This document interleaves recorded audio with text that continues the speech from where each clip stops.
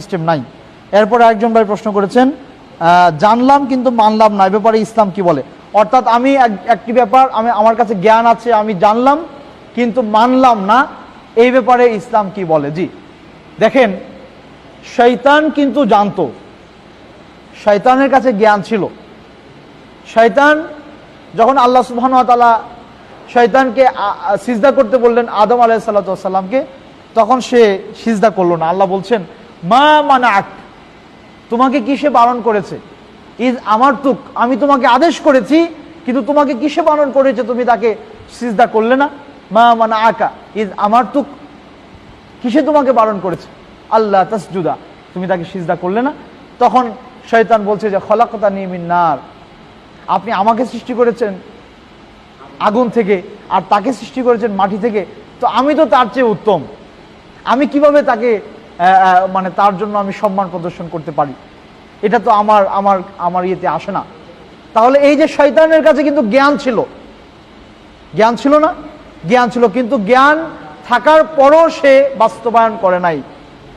তাহলে আপনি জানলেন কিন্তু মানলেন না, এই অবস্থা যদি হয়, তাহলে শয়তানের পরিণতি কি? আল্লাহ বলছেন আবা ওয়াস্তাকবার ওয়া কানা মিনাল কাফিরিন।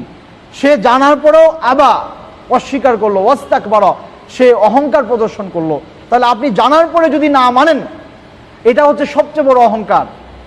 এবং আল্লাহ রাসূল সাল্লাল্লাহু আলাইহি সাল্লাম একদিন বললেন যে লা ইয়াদখুলুল জান্নাতা মান কানা ফি কলবিহি মিসকালা যাররাতিন মিন কিবর, কারো অন্তরে যদি বিন্দু পরিমাণ অহংকার থাকে, ওই ব্যক্তি জান্নাতে যাবে না।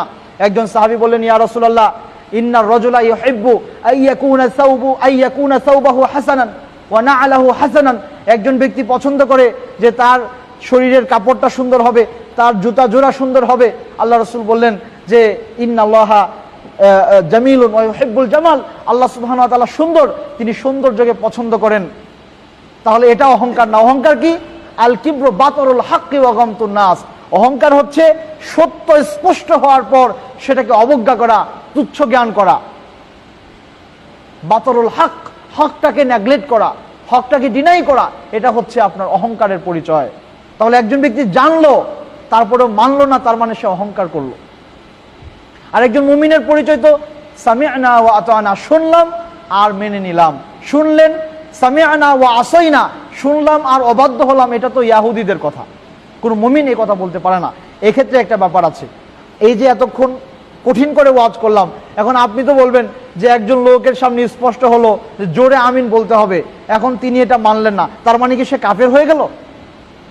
আল্লাহ রাসূল রফউল ইয়াদাইন করতেন, এই ব্যক্তি করছে না, তার কাছে স্পষ্ট, এরপরেও করছে না, তার মানে কি সে কাফের হয়ে গেল? আপনি যদি এখন আমার থেকে এই দলিল নিয়ে এখানে আপনি এটা অ্যাপ্লাই করেন, তাহলে কিন্তু ভুল হবে। শরীয়তের ব্যাপারগুলো, যে সমস্ত বেসিক, যে সমস্ত ফান্ডামেন্টাল যে ব্যাপারগুলো আছে, এগুলোকে কেউ যদি অস্বীকার করে, তাহলে ওই ব্যক্তি কাফের হয়ে যাবে। আর ফুরুআত, যে সমস্ত ব্রাঞ্চগুলো আছে, ব্রাঞ্চের ক্ষেত্রে কোনো ব্যক্তি যদি নফল কোনো আমলের ক্ষেত্রে কোনো ব্যক্তি যদি না করে, তাহলে এটা তার ক্ষতি, সে মার্কস পেল না। একজন ব্যক্তি যদি সলাতে জোরে আমিন না বলে, তাহলে তার সলাত নষ্ট হবে না। একজন ব্যক্তি যদি সলাতে রফউল ইয়াদাইন না করে, তার সলাত নষ্ট হবে না, তার সওয়াবে ঘাটতি হবে। সে রফউল ইয়াদাইন করলে, একটা সুন্নাহ উপর আমল করলে যে সওয়াব হতো, এই সওয়াব থেকে সে মাহরুম হবে। তার মানে তার সলাত নষ্ট হয়ে যাবে, সেটা আমরা বলতে পারছি না। তবে কথা হচ্ছে, যেমন আমাকে একজন ভাই আল আজহার ইউনিভার্সিটিতে পড়াশোনা করেন, উনি একদিন আমাকে বলছেন যে ভাই, রফউল ইয়াদাইনটা তো আমলের ব্যাপার, এটা তো কোনো আকীদার বিষয় না, তো এই ব্যাপারে আপনারা এত গুরুত্ব বেশি কেন দিচ্ছেন? তখন আমি ওনাকে বললাম যে আসলে ব্যাপারটা আপনার কল্যাণেই আমরা গুরুত্ব দিচ্ছি। আপনার কল্যাণ কেমন, কিভাবে? যেমন মনে করেন একজন ব্যক্তি, একজন ছেলে স্টুডেন্ট পরীক্ষার হলে আছে, সে পরীক্ষায় লিখছে, এখন ধরেন আর আধা ঘন্টা সময় বাকি আছে, একটা প্রশ্নের উত্তর লিখতে হবে, লিখতে 15 মিনিট সময় লাগবে। এখন সে প্রশ্নের উত্তর যথাযথভাবে পারে, তার মুখস্থ আছে, যথেষ্ট সময়ও আছে। এই অবস্থায় কি ওই ছাত্র ওই উত্তর না করে খাতা জমা দিয়ে বের হয়ে চলে আসে? না, এটা তো করে না। কোনো বোকা ছাত্র এই কাজ করে না, তাই না?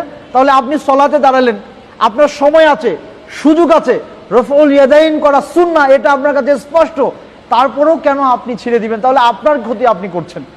আল্লাহ রাসূল বলেছেন, লা তাহকিরান্না মিনাল মা'রুফি শাইআ ওয়ালাউ আন তালকা আখাকা বিওয়াজহিন তালিক। তুমি ভালো কাজ সেটা যত ছোটই হোক কখনো তুচ্ছ জ্ঞান করো না, সেটা তোমার ভাইয়ের সাথে হাসি মুখে কথা তাও হতে পারে। এজন্য ভালো কাজ কখনো ছোট করে দেখার সুযোগ নাই।